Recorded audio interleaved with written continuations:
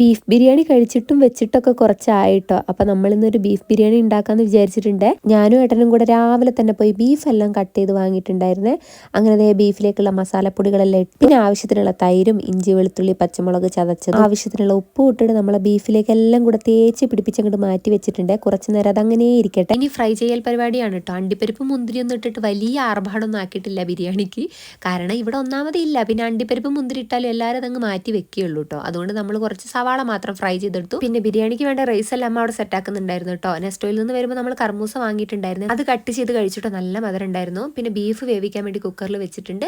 പിന്നെ അതേ നമ്മൾ സവാള എല്ലാം വറുത്ത് കോരി എടുത്തു കേട്ടോ. അങ്ങനെ ഏകദേശം പരിപാടികളെല്ലാം ഇവിടെ കഴിഞ്ഞിട്ടുണ്ട്. അങ്ങനെ നമ്മുടെ ബീഫ് എല്ലാം ഇവിടെ വെന്ത് വന്നിട്ടുണ്ട്. അതിലേക്ക് നമ്മൾ സവാള ഫ്രൈ ചെയ്തെടുത്ത കുറച്ച് ഓയിൽ അതിലേക്ക് ഒഴിച്ചു കൊടുത്തു കേട്ടോ. ഫ്രൈ ചെയ്തെടുത്ത സവാളയിൽ 1/4 ഭാഗവും നമ്മൾ ഇതിലേക്ക് ഇട്ട് കൊടുത്തു കേട്ടോ. ശേഷം പിന്നെ മല്ലിച്ചപ്പും കൂടെ ഇട്ടെടുത്തു. അങ്ങനെ നമ്മുടെ പരിപാടി ഇവിടെ ഏകദേശം കഴിഞ്ഞിട്ടുണ്ട്. അങ്ങനെ എല്ലാം കൂടെ ഒന്ന് മിക്സ് ആക്കി എടുത്തിട്ടുണ്ടെങ്കിൽ നമ്മുടെ മസാല ഇവിടെ റെഡി ആയിട്ടുണ്ട്. പിന്നെ അവസാന ഭാഗമായിട്ടുള്ള തട്ടിക്കൂട്ടൽ ദമ്മിടൽ പരിപാടിയാണ്. അങ്ങനത്തെ അതും സെറ്റാക്കി നമ്മൾ കുറച്ച് നേരം മൂടി അങ്ങോട്ട് വെച്ചിട്ട് ഇതാണ് ഞങ്ങളുടെ ദമ്മിടൽ പരിപാടി. കുറച്ച് നേരം കഴിഞ്ഞിട്ട് നമ്മൾ ഇതേ എല്ലാം കൂടെ മിക്സ് ചെയ്ത് അങ്ങോട്ട് എടുത്തുട്ടോ. അപ്പം നമ്മുടെ ബീഫ് ബിരിയാണി ഇവിടെ സെറ്റ് ആയിട്ടുണ്ട്. തൈരും റെഡി ആയിട്ടുണ്ട്. നമ്മുടെ അപ്പൂനും കുഞ്ഞിനും ഒക്കെ കൊടുത്തുട്ടോ. അവർക്കൊക്കെ നന്നായിട്ട് ഇഷ്ടപ്പെട്ടു. അധികം എരിവൊന്നും നമ്മൾ ഇട്ടിട്ടില്ല.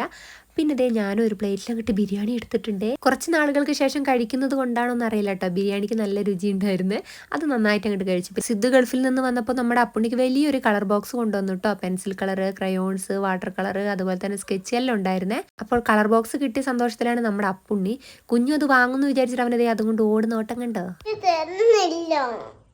കളർ കിട്ടാത്തതിന്റെ സങ്കടം പറച്ചിലാണ് നമ്മുടെ കുഞ്ഞുണ്ണി കേട്ടോ. അപ്പം ഇന്നത്തെ വീഡിയോ തൊട്ടിട്ട്